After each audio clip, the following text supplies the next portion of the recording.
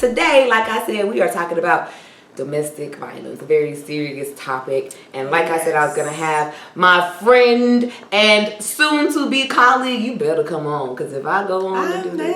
I am there. Good. Friend and soon-to-be colleague, Miss Kineta Forte. You want to go ahead and introduce yourself and tell them who you are, what you do, Absolutely. Your title? Go ahead. I am Kineta Forte, mother of 2. I currently... Mother well. I currently work as a counselor, therapist, whatever you want to call it, for a substance abuse treatment center. I will be fully licensed as a LCDC, and then I will soon be not fully licensed, I'll be soon an LPCI. So therapy is my thing, my passion. So that's what I do. That's what she does. And today we are coming to talk about from a personal and professional perspective, but it's all on her. As y'all know, it's all about my guest. Of course, I'm gonna answer some questions or talk about some things, but I got questions for my guest, and from her personal and professional experience, we're gonna talk about this really heavy topic because it is Domestic Violence Awareness Month. It is very serious, and as I mentioned, there are so many types of domestic violence or interpartner violence. Some people call it that because you don't necessarily have to be married or even currently in relationship with people. So interpartner violence is one of the new terms, but. So with domestic violence today, I had a guest. Y'all know that Symbolic Soul was also one of the guests here, and she talked about her personal experiences. Miss Forte, or Kineta, what should I call her? Kineta. Oh, don't call her that. This is Kineta. Kineta, what was your primary message today for domestic violence before I get into some of the questions that I had for you? I know that this was something we talked about before, and you was like, I want to kind of tell my story. And before I even get into it, her story is pretty significant because she's going to be taking it a little bit further into the justice after, right? The justice system and how that comes into play, right? These are some of the topics that you wanted to bring up. So you want to give a little bit of background on why this topic is so close to home for you?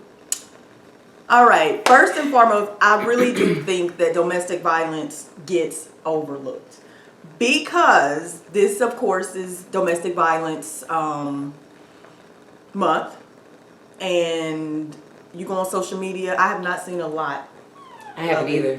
Matter of fact, I don't think I've seen any besides what I personally posted with my sister. I did a memorial for her. But actually just turning on, I would think I would see more because, it's also breast cancer awareness too. So I've seen a lot of breast cancer awareness stuff, but I haven't seen, honestly, I don't think I've seen anything that relates to domestic violence when it comes to, what it is and, people sharing their stories. Haven't seen anything. Yeah, which is why I think they call it breaking the silence. And I don't know how, I mean, do you think we're doing a good job with that? Not us here, but just in general, it kind of doesn't seem like it. But would you say, even if you think that we're not doing a good job of it, could you understand why? I can and I can't, if that makes sense. Mm-hmm. Breaking the silence definitely is something that's going to take time with the families and with whatever individual, with whoever's facing the domestic violence, if they're still here.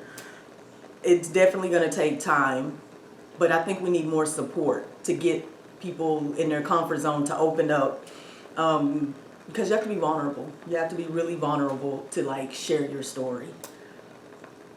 You really do, because if you're not vulnerable and willing to open up and talk to people about your relationships, then you have issues. Because I'm comfortable enough where I tell my closest friends what's going on. Hey, this is what's going on in my relationship. This is what he's doing. This is what I'm doing.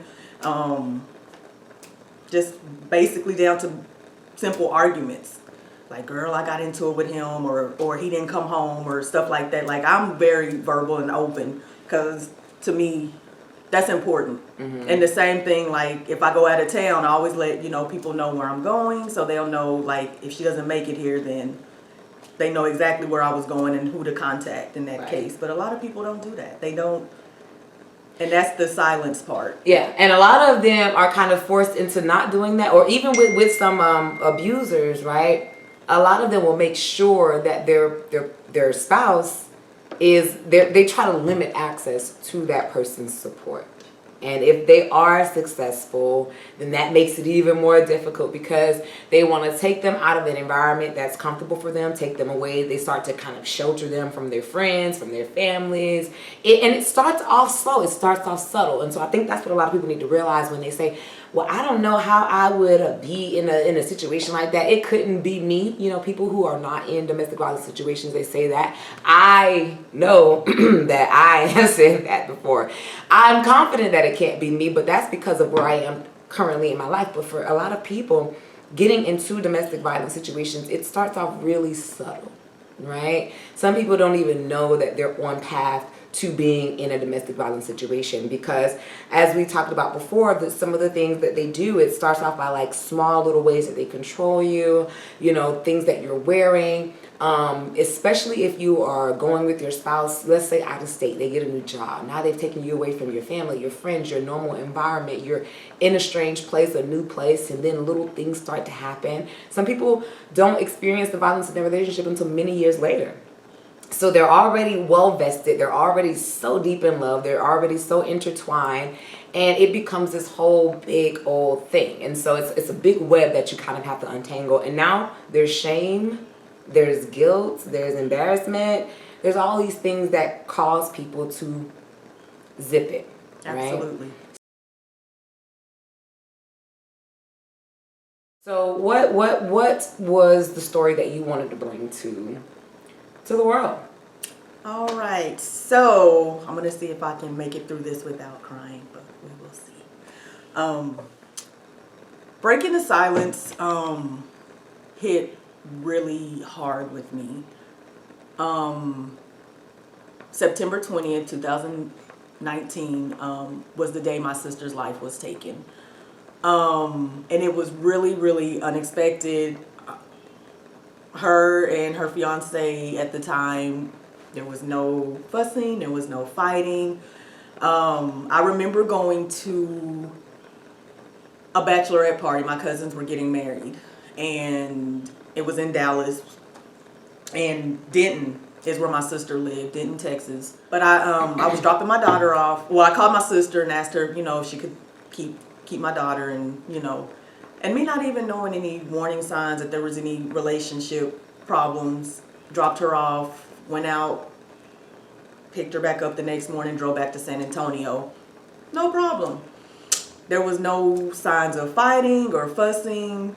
Her fiance was really good with my daughter. He actually sat down with her. They drew pictures, like normal. So, let's see, when was that? So about a year later, my daughter has health issues, so I drive back and forth to Dallas quite often, and I've stayed at their house. No issues, no fussing, no fighting. He has a little boy of his own, so my daughter and his little boy became friends. They would play all the time. Nothing until around August of last year is when she actually started acting funny, because conversations, and this is a sister that's like my best friend. Like, I would talk to her every day. Whenever I'm having a bad day, she's the one I call. We laugh. She makes me laugh. We joke around. But August is when she started acting kind of funny. Conversations went from, like, we could talk like hours. Those conversations got short. Like, really short. And at first, I didn't think anything about it. And so I was like, okay, well, maybe she doesn't feel like talking. Because she does work from home, and she, she's also a mom of two. One of her sons is in college. So I didn't think anything of it until she started asking for money, which I've always helped her out. But when she got with him, she was doing really good. And so I would send her money here and there, and that was it. So as I was preparing, so the next month in September, Actually, 2 days prior to that, my daughter had a doctor's appointment. And I had called her and I was excited and I was like, hey sis, I'm coming up there. You know, she has a doctor's appointment. When we make it into the Dallas area, you know, let's meet up for lunch and let's hang out. And she was like, oh, okay, cool. Well, my daughter's been battling with health issues since she was infant, so I never forget her medicine. So this particular day, I forgot one of her medications that keeps her from vomiting when we're driving long distances. And so she didn't have that. So she got really sick. So I had to call my sister back and I was like, you know what, you know, she's sick. I'm just going to drive straight to the house and then I'll keep you posted on her appointment. So she was just like, yeah, let me know how her appointment went. And I used to call her crying all the time because of my daughter's health issues. And I used to always say, well, what if this, what if that? And, you know, she'd always just tell me, you know, she's good, just pray about it and kind of move on. So after her appointment, she was actually discharged. And so I called my sister and I was so excited. And I was like, guess what? She got discharged. And she was like, see, I told you, you know, that's how God works.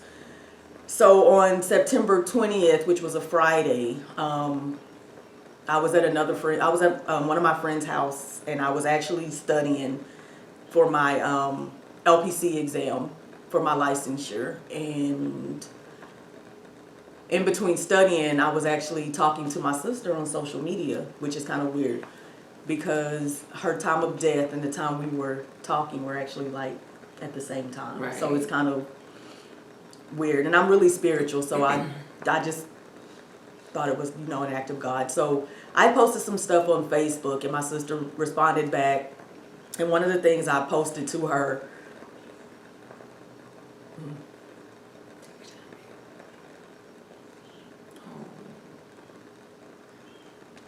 was my daughter's milestone from the time she started having her health issues up until now. And I remember the last thing that I posted to her was, God is good. And my sister responded back, yes, sister, he is. And I think at that point, when she said, yes, sister, he is, she was actually entering heaven. Because the time that my sister was actually murdered was the time that me and her, was that her last word to me. And I think I was the last contact from that point.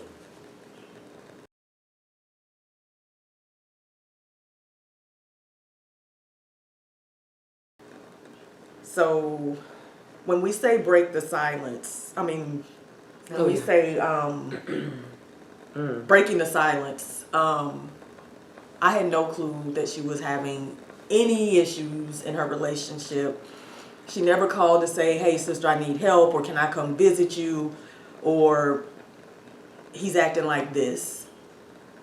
No warning signs, no nothing. To me, they had a perfect, not perfect, because no relationship is perfect, but he, to me, and even the neighbors that I asked when I finally made, they said the same thing. They said we wouldn't have even thought anything was wrong. They said they would see her and him outside. They would be grilling or playing with the baby out in the yard. No issues.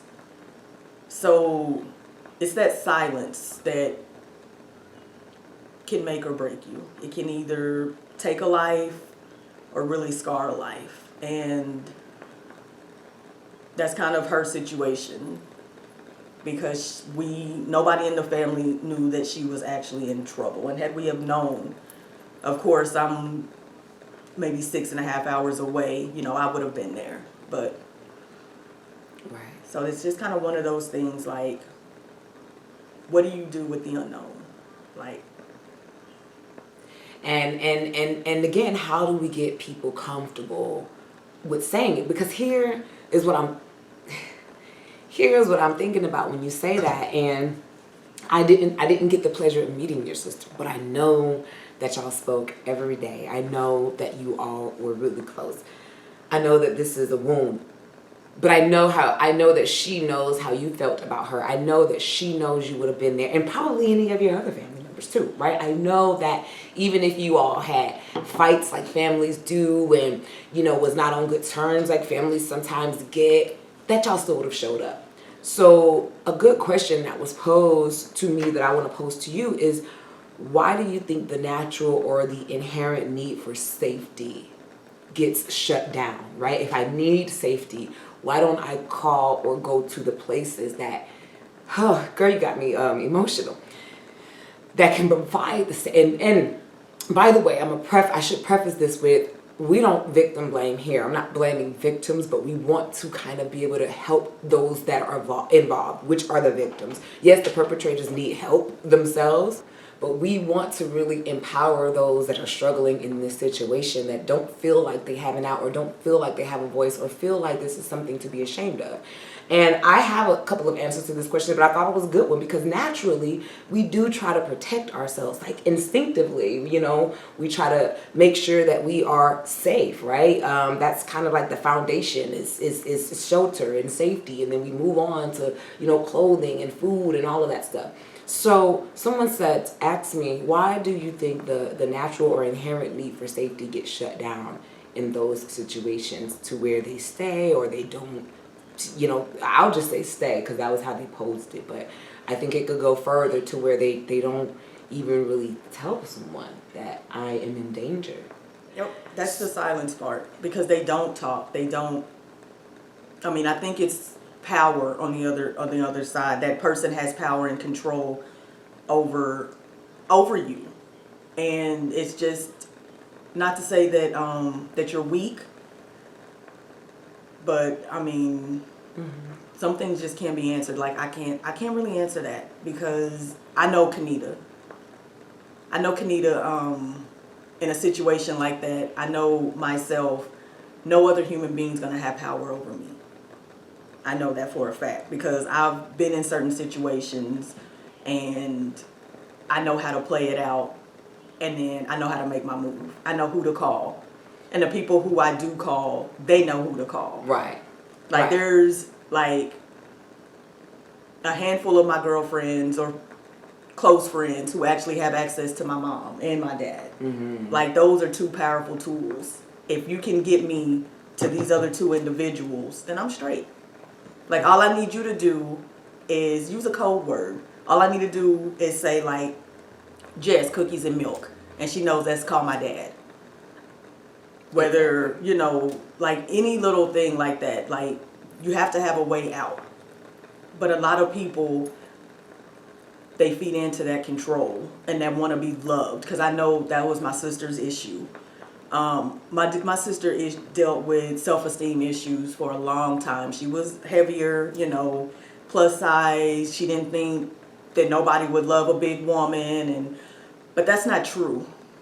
That is definitely not true. Absolutely.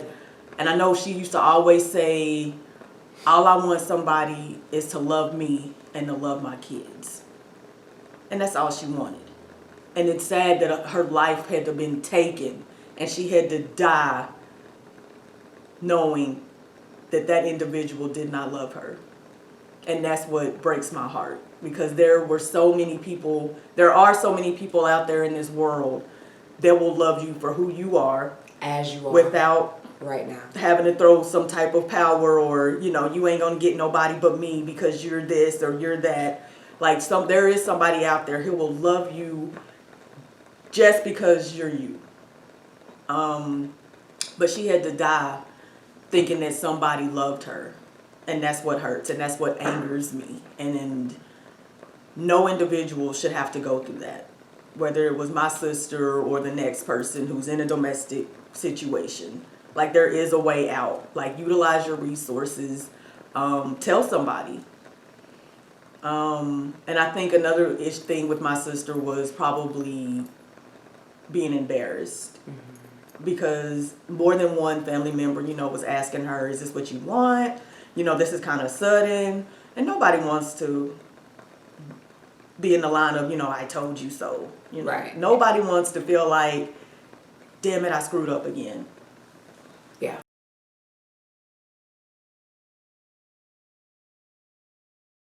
As I mentioned before, a lot of the victims, they are coming from a long line of those types of issues as well, of esteem issues, issues with worth, issues with abandonment. And if they didn't have them, again, subtly, the thing that their abusive partner is doing, generally if there's physical abuse, there has already been a long history of mental and emotional abuse in that relationship.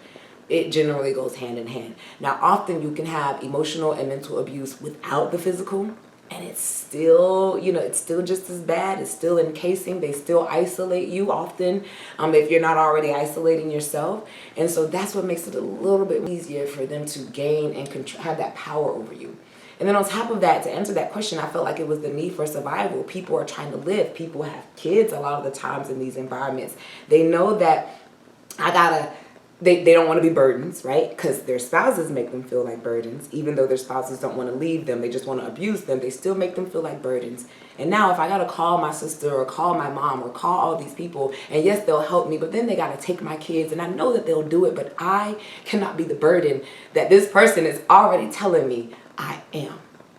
So that adds to their inability to speak up and to ask for help. And we want people to know that we don't care about your circumstances. We don't care if we gotta sleep on floors for your safety. We don't care if we gotta make pallets. I mean, this is kind of how families lived back in the day anyway. We all wanted to be under one roof, under one household, and with each other. And that's what it takes. These things are temporary, but your life being taken, we can't get it back. You know what I mean? So we want to have these conversations to tell you that it is okay, to tell you that there is no shame in it. And it isn't even you. And that is what the abuser will have you believe, that you are the problem. So this is another reason that you don't want to go to anyone, because you are already the problem. It's so deeply ingrained, and it's really hard to change that narrative inside of your mind. What she said was right. Start to realize your resources. Realize who it is that you can go to and trust. And if you don't feel like you have someone personally, right, start to get comfortable with certain ideas that we don't like shelters. They're temporary. They're not comfortable. They're not the best. But you have your life, and you have an opportunity to start over another day and make another way for you. Or like Kineta was saying, and I think you were inferring that if I feel like I'm in a bad situation, I know how to, not only do you have resources, but I know how to play the hand of those resources. Mm-hmm. I hope that this never happens, but in case this happens, I've already started thinking about outs.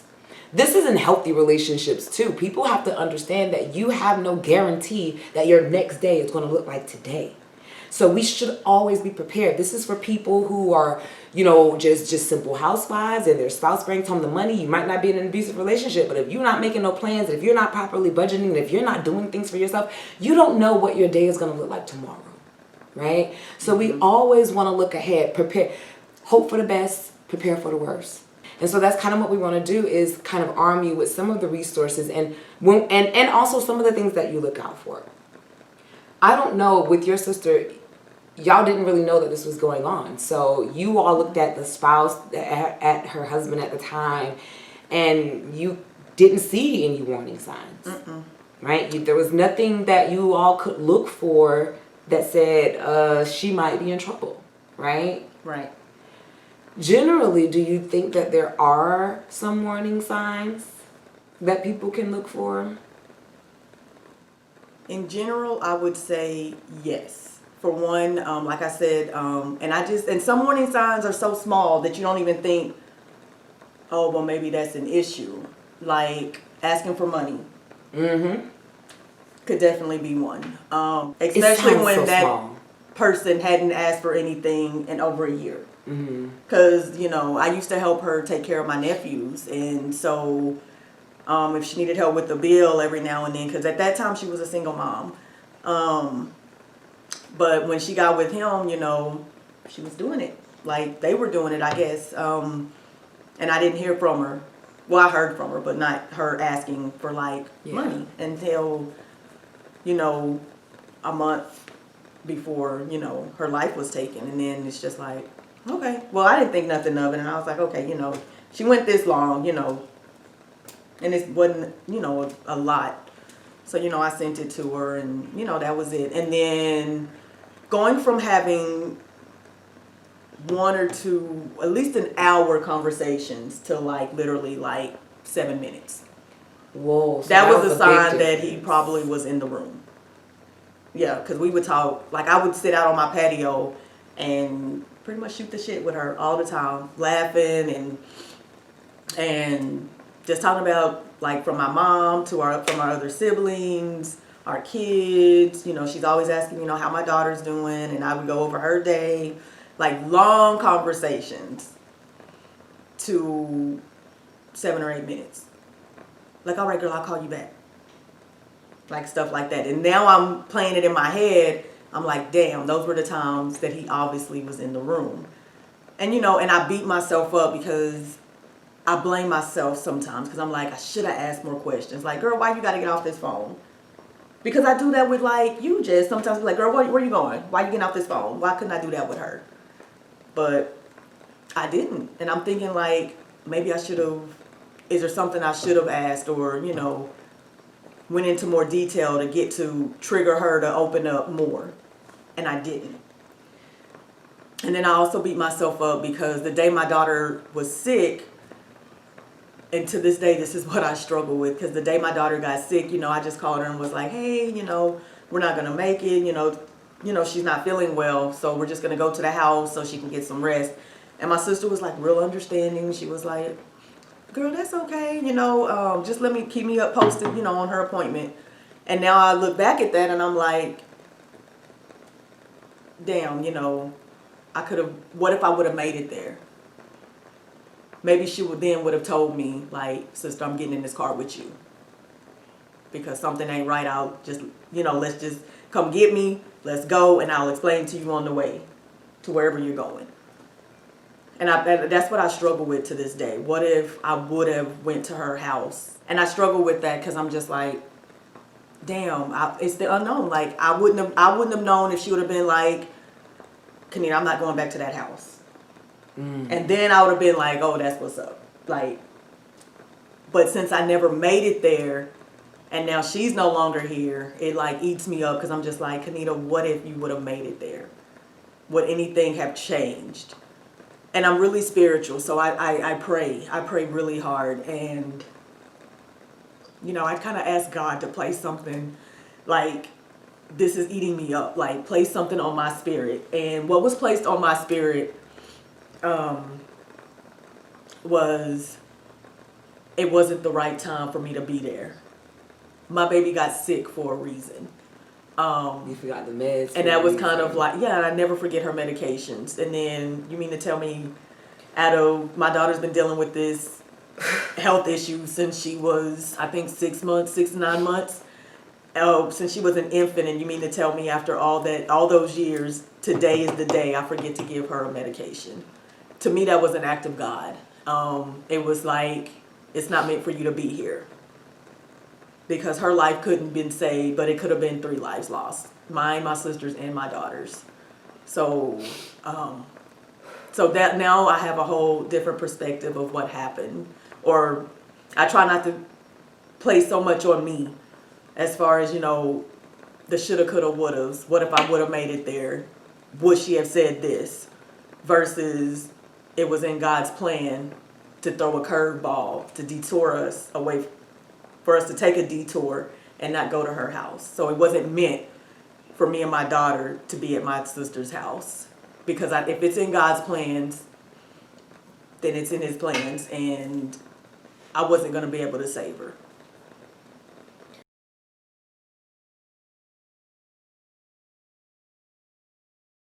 But you do have the opportunity to kind of help and be that voice for other people, because sometimes people are just needing that word. They're needing to come across the video. They're needing to come across, just the knowledge that people are out there ready, willing, and able. Oftentimes, even strangers. We've seen that with the protests, just how strangers are opening their doors to protect people. As evil as the world can be, we got just as much good, y'all. And that's the message that we want to put out there. that you have to be able to have that vulnerability, like you said, and put in that trust. But then we want to know too, well, what is our role? We got to be able to help each other. And in your case, you was kind of locked in. No one really knew what was going on with this dude prior to, but there are some people who knows that their family members, friends, or whatever are in abusive relationships, and they feel like their hands are tied. Do you think that these people have a role to confront the abuser, or if not, do they how much do they put into pulling this person out of their situation, because we know that can be a challenge? I think it's fear itself. When you're dealing with something domestic, you don't know what's on the other side of that door, and I think it's fear. Because I have heard, like, people opening up and saying, he's this to me, he's that to me, and some responses are, girl, you better get out of there.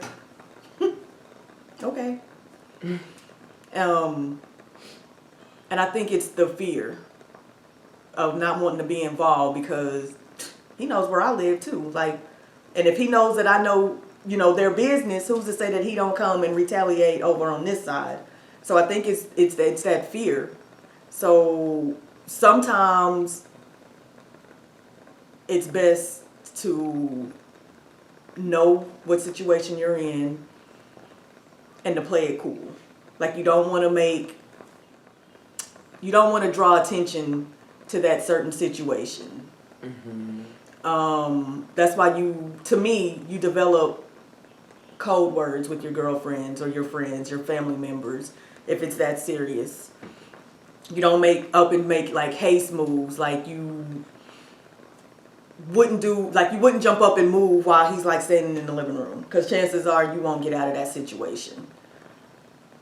Wait till he runs to the store. Make your move when he's not there or something like that. But know your outs. Know your outs. Start to create and formulate a plan. And I know sometimes it's hard to get out because people, again, abusers, they're going to try to gain power over you in every way.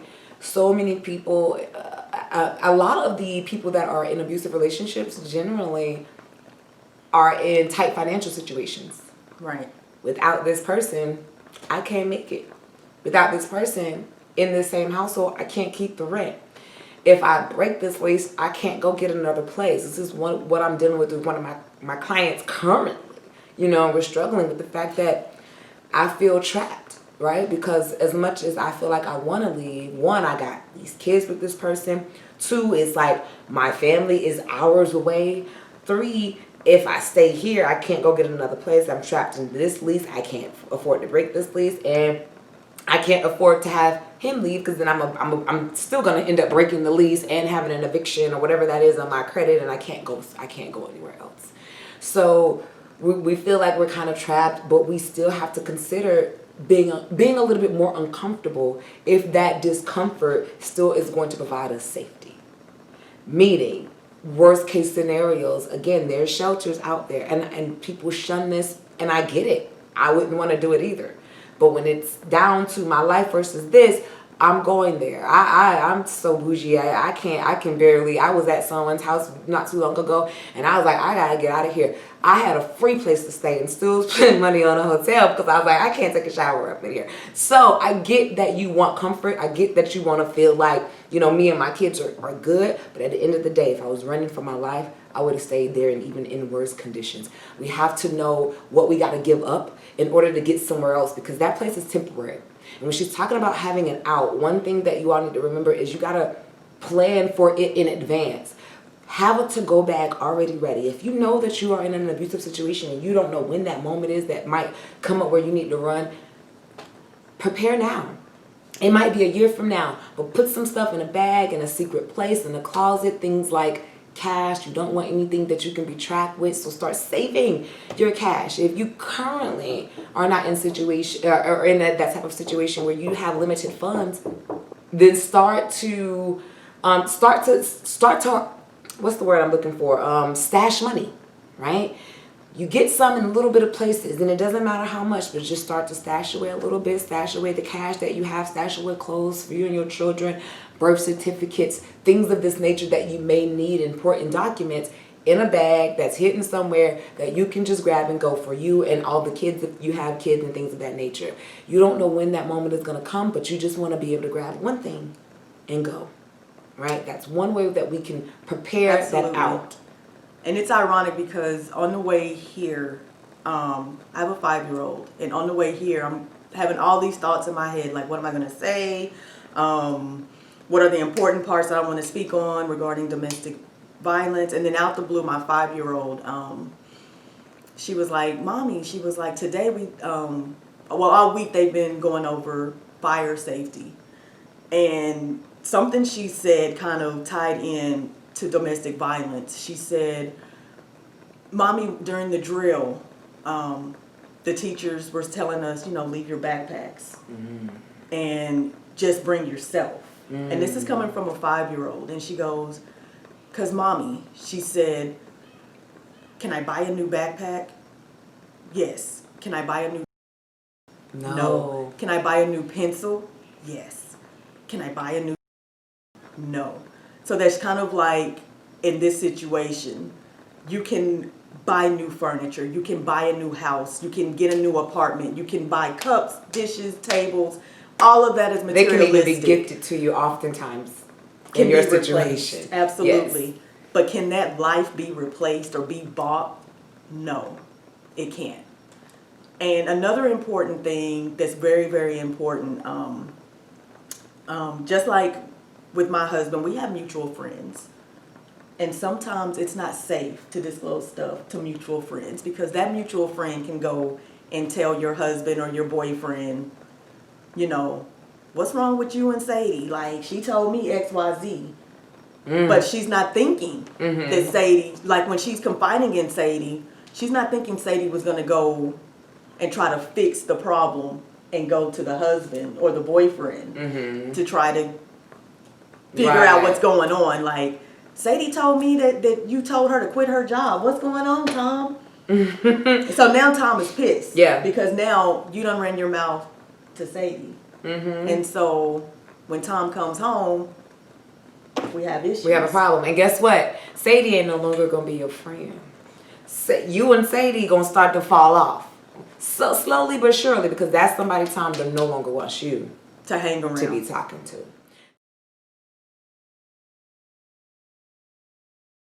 When you were saying asking for money, that's like, if a person doesn't usually ask me for money, I need to look out for that. But also when you're seeing someone who's always having to ask their spouse for money, it's probably an issue too. Right. I should not, as a grown woman, have to be like, can I get this from you? Or am I allowed? It's basically, I need to ask. Even if this person is the chosen breadwinner, that is still control. If you're wanting to be the breadwinner, then I need a card in my hand. If you're telling me that you want me to be home for my comfort and you love me and this is how you want to live the American dream, great, I'm with it. But I'm not. You don't own me. So I need my own money. I need my own card. I need my own access. You have to start looking at these signs. If you don't have that, that might be a problem, right?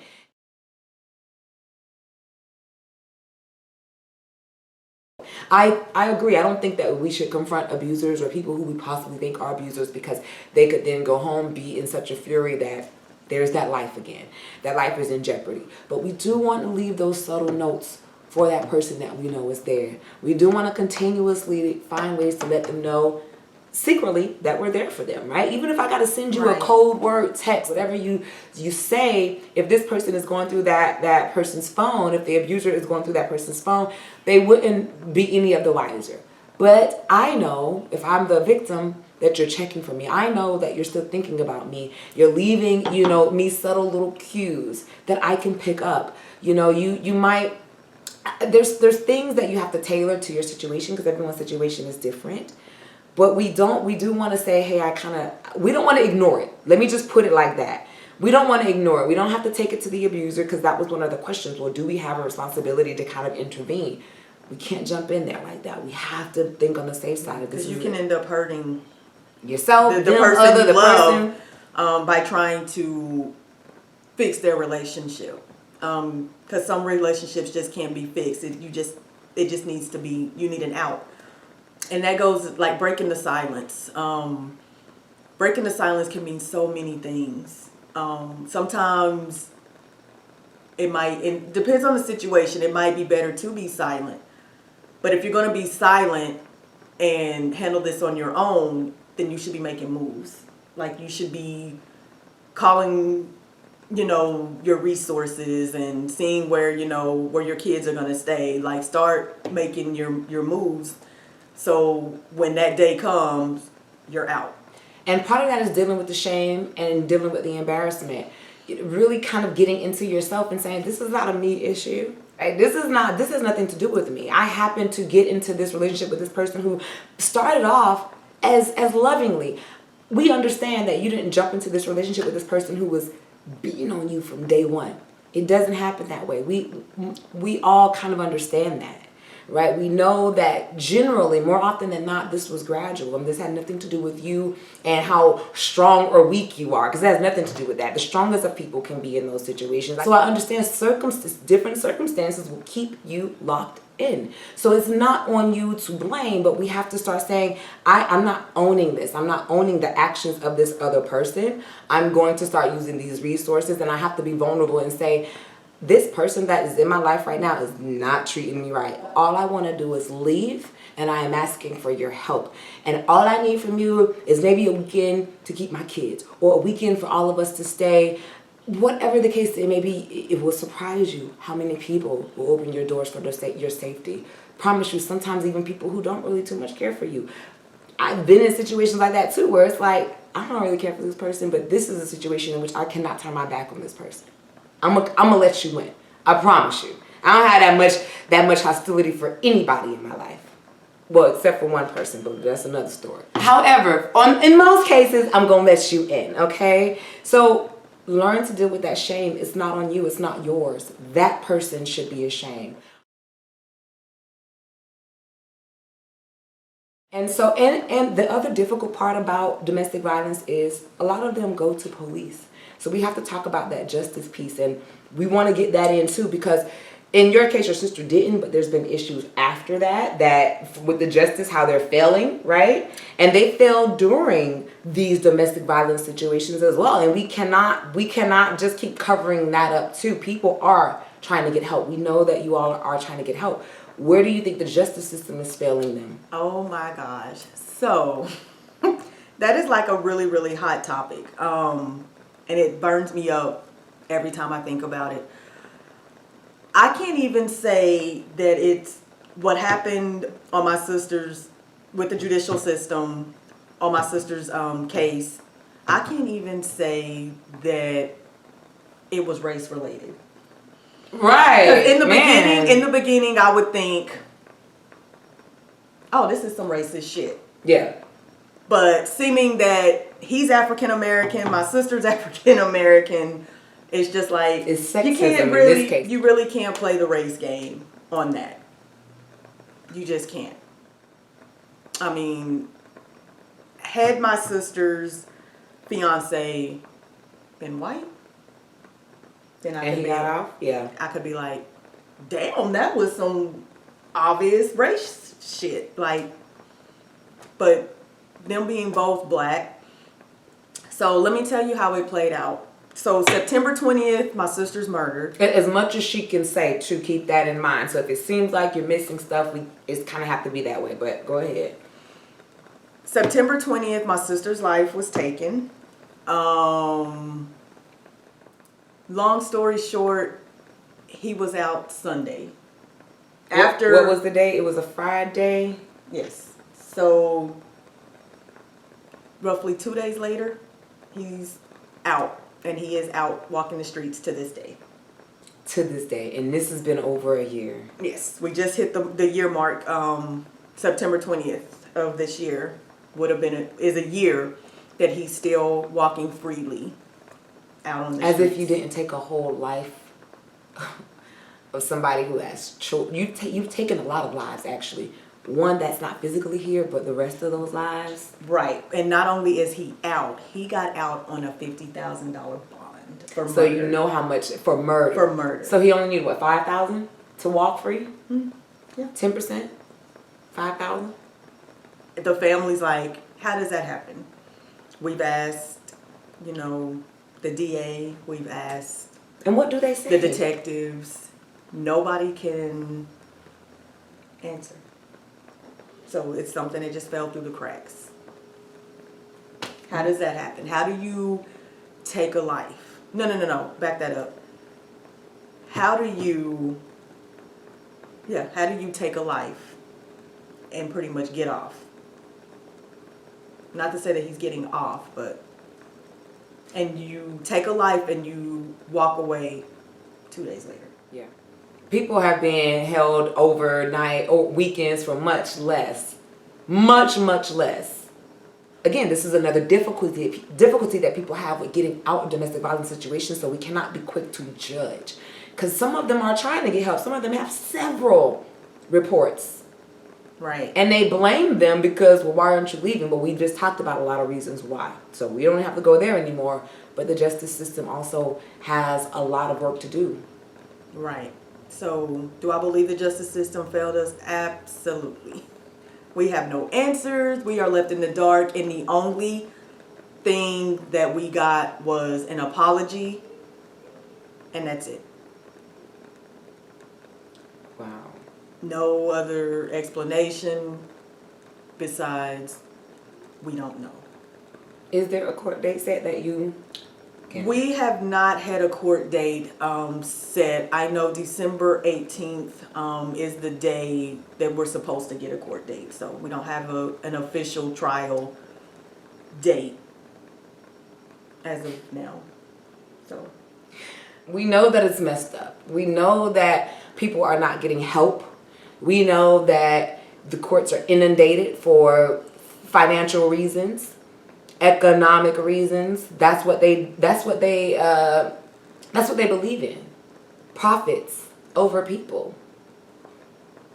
Yeah. Profits over people. And so it doesn't really matter. And this guy has spent over a year out doing nothing. He got to spend Thanksgiving. He's probably gonna right spend after my Christmas. sister's murder. Right. He got to spend Thanksgiving with his mom. He got to spend Christmas. He A got new to spend year. his birthday. He got to bring in the new year. He got to spend Mother's Day. He's got to spend, because we're coming back up on, now we're in 2020. He's about to go through a whole nother round. He got to spend, and so now he got to spend Mother's Day. We're coming back on Thanksgiving, Christmas. And I think one of the questions I have for you is what aren't we talking about? And I think that's part of what we aren't talking about is how many people are trying to get that help and they are not being met with the assistance. And so we have to really kind of be more diligent about just being creative. And we know that you all are getting help. I don't want those that are getting help and are met with resistance, to feel like that's the end all be all, because that's absolutely false. And I would love for people to kind of tap into that power that they have within themselves to say, I have a boundary and I have a certain set of beliefs, and this is my limit. There's only so much that I'm going to take. And in case I find myself in a situation that takes me to that limit, I want to be prepared.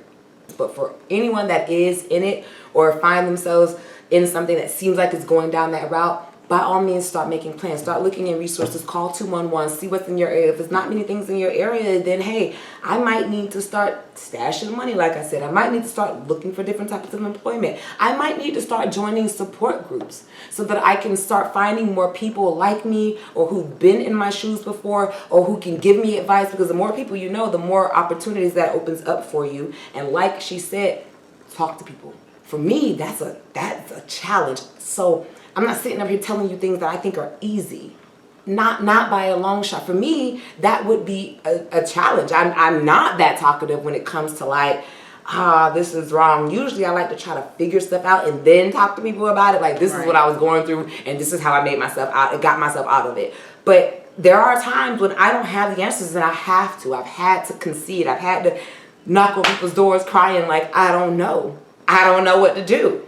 So we have to find. And these are people you trust. These Right. are people. This isn't like a mutual friend that's friends with you and the husband or the boyfriend. This is a mutual.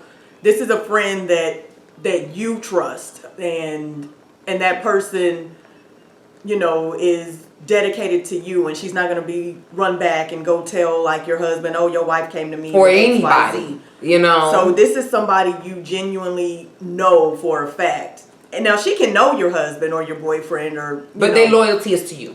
Right. So it has to be, so when you pick, you really have to think like your circle. Mm-hmm. And it's not the circle that, oh, I'm going to go with my girls and go hang out tonight. That's not the circle. This is what I want to call my safety circle. So these are girls who, like your ride or dies. Like, I know for a fact if I say that this man has beat me upside my head, then I have Kendra who gonna pull up and be like, girl, let's go. She's not gonna call my husband or my boyfriend and say, you know, you need to get your shit together because your girl just called me and said this. That's not who you want. Right. Because that's gonna add fuel to that fire. Absolutely.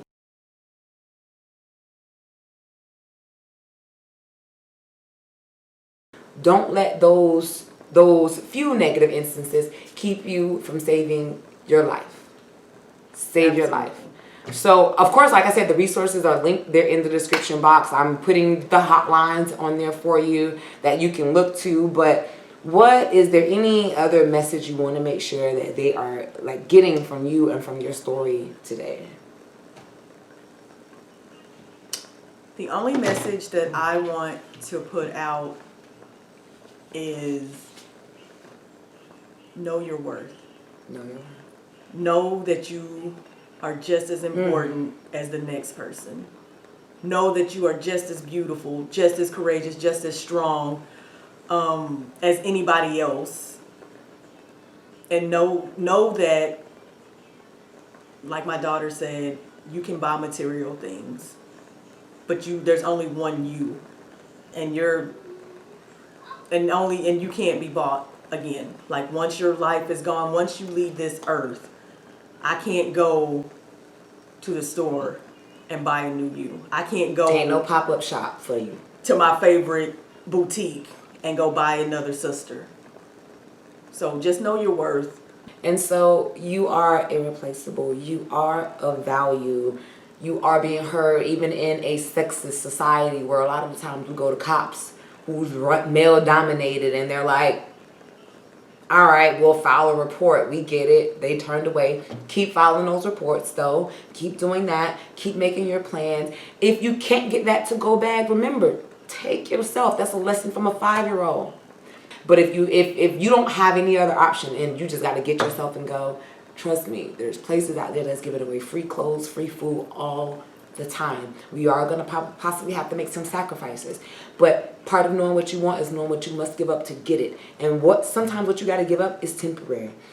You will rebuild in a whole other way once you find yourself again. You'll get that back tenfold, but trust and believe. Find that faith. Break the silence.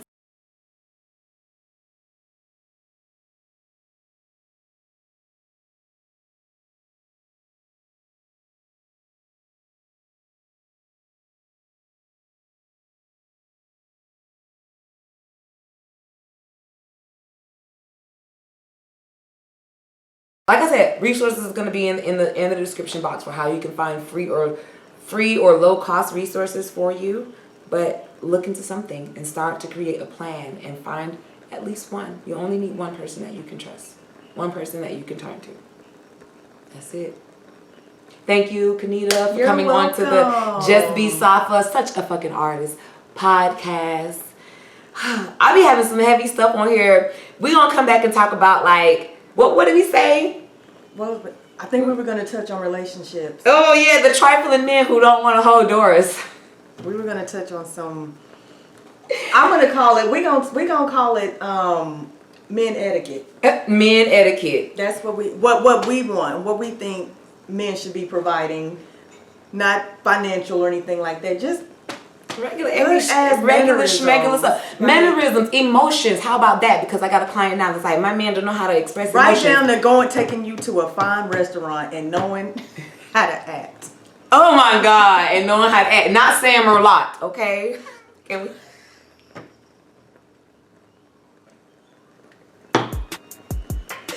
Don't embarrass me.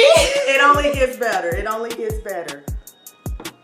Don't embarrass me, but all right, y'all. We always got the wine on deck. Y'all take care. I know we probably made y'all cry.